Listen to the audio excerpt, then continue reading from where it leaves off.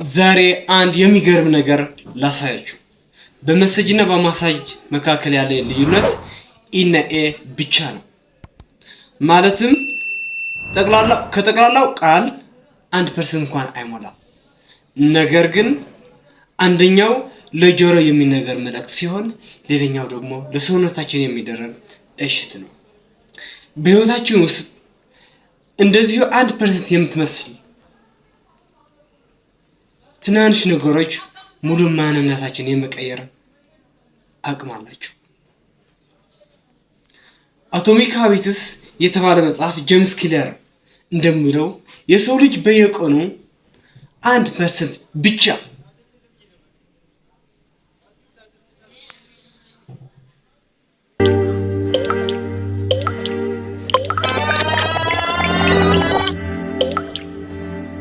ማሻሻል ብችል በአንድ ዓመት መጨረሻ ላይ 37 እጥፍ ተሻሻለ። ብዙዎቻችን ግን ትልቅ ውጤት ለማምጣት ተራራ መንዳት ያለብን ይመስለናል። የእውነቱ ግን እሱ አይደለም በጭራሽ። በየቀኑ የምታደርጋት ትናንሽ እርምጃዎች እሱ የነገ ህይወትን ይወስናል። ምናልባት ለ5 ደቂቃ መጽሐፍ ማንበብ ሊሆን ይችላል። ጠዋት ተነስተ ስፖርት መስራት ሊሆን ይችላል። ሌሎች የተለያዩ ነገሮች በየቀኑ የምታደርጓቸው የነገ ማንነትን ይገነባል። የምትፈልገው ነገር ለማሳካት በመደጋገም ነው። ኮንሲስተንሲ። ብዙ ጊዜ የምንሸወደው በሞቲቬሽን ተጭነን የሆነ ነገር ስራ እንሰራለን። ያ ሞቲቬሽን ሲጠፋ ያሰብነው ነገር ይዞት ይሄዳል። የፈለግነው ነገር ለመድረስ 1% ኮንሲስተንሲ ከነ ዲሲፕሊን አጣምረን መሄድ አለብን። ዲሲፕሊን በነገራችን ላይ ራስን መቅጣት አይደለም። ዲሲፕሊን የምትፈልገው ነገር ግብ ለመምታት ወደ ጭንቅላትህ የሚወስደው ዓላማን ለማሳካት እንደ መንገድ የሚወስድ የፍቅር መሰጅ የሚል ትርጉም ይሰጠኛል። ሁሉ ጊዜ ዲሲፕሊን ራስን መቆጣጠር ራስን መግዛት ስትችል ያቺ 1% የምትባል ሊያቅተን አይችልም። ሰው ለምንድነው 1% ማሻሻል የሚያቅተው የሚል ጥያቄ ሊነሳ ይችላል። መልሱ ቀላል ነው። ምክንያቱም የሰው ልጅ ወዲያውኑ ውጤት ማየት ይፈልጋል። ያቺ 1% ግን ወዲያውኑ ውጤት አይታይም። በአንድ ቀን ተዘርቶ በአንድ ቀን ፍሬ የሚሰጥ ተክል የለም። ወይም ደግሞ አንዲት ሴት በአንድ ቀን ልጅ ስለፈለገች ልጅ ልታገኝ አትችልም። የግድ መሄድ ያለባት ነገሮችን ማሟላት ይኖርባታል። 9 ወር መጠበቅ ይኖርባታል። ታውቁታላችሁ እኮ እግዚአብሔር ዓለም ሲፈጥር ሰማይና ምድር ሲፈጥር 6 ቀን ነው የወሰደለት። ለምንድን ነው 6 ቀን የወሰደለት? እሱ እኮ ፐርፌክት ነው። በአንድ ቀን አይደለም በሰከንድ መፍጠር ይችላል። ነገር ግን እኛ እንድንማር የምትፈልገው ነገር ለመድረስ ጊዜ እንደሚፈጅ ለእኛ ሊያስተምረን ነው እንጂ 6 ቀን የወሰደለት። ትልቅ ውጤት የትናንሽ ጥርቅም ውጤት ነው።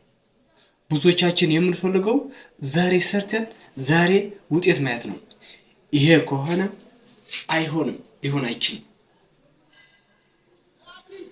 ስንሰራ ውጤቱ ሳይሆን ሂደቱን ነው መውደድ ያለብን። አንድ ነገር ልነግራችሁ፣ ከቻላችሁ በየቀን 1% ለማሻሻል ሞክሩት። ካልሆነ ግን 1% ማሻሻል ካቃታችሁ 1% ላለመቀነስ ተከላከሉ። አቶሚክ ሃቢት ወይ ደግሞ ጄምስ ክሊር እንደሚለው የሰው ልጅ በየቀኑ 1% ማሻሻል ከቻለ በመጨረሻ ዓመት ካለህበት 37 እጥፍ ይሆናል ብለዋል። ይሄ በፖዚቲቭ ኢነርጂ ወደፊት ከሄድክ 37 እጥፍ ታሻሽላለህ። ካልሆነ ግን ኔጌቲቭሊ በሱ ልክ ወደ ኋላ 37 እጥፍ ወደ ኋላ ትሄዳለህ። that's why you have to keep your motivation, you have to keep your term። በህይወታችን ሞቲቬሽን ያስፈልጋል። ሞቲቬሽን ግን ማመን የለብንም። አያስፈልግም እያላችሁ አይደለም። ስራ እንድትሰራ ሞቲቬሽን ያስፈልጋል፣ እንድትጀምር እንጂ እንድትቀጥል አያስችልህም፣ አያስገድህም፣ ከእናንተ ጋር አይራመድም። ለመጀመር ሞቲቬሽን ያስፈልጋል። ስራው እንድትቀጥል ግን ዲሲፕሊን ነው የሚያስፈልግ። በአንድ ቀን 100 ፑሽ-አፕ ስለሰራ ደረት አይወጣም። ነገር ግን ምን ያውቃል መሰላችሁ? ጭንቅላት ያውቃል።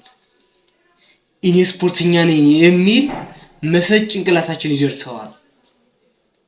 በሂደት ስትደጋግሙ ከሱ ላለመለየት ያስገደዳችኋል ራሱ። ልክ እንደ ቃላት ልዩነት ኢና ኤ ኢ ወደ ኤ እንደመቀየር ዛሬ ትንሽ እርምጃ ጀምሩት። ምክንያቱም ትልቅ ውጤት የትናንሽ ጥርቅም ውጤት ናት። ዛሬዋ ያቺ 1% ለእናንተ ምንድን ነው? በኮሜንት አሳውቁኝ። ይሄ ቪዲዮ ከወደዳችሁት ለሌሎች ቤተሰቦች እንዲደርሳቸው ላይክ ሼር አድርጉት። ቴንክ ዩ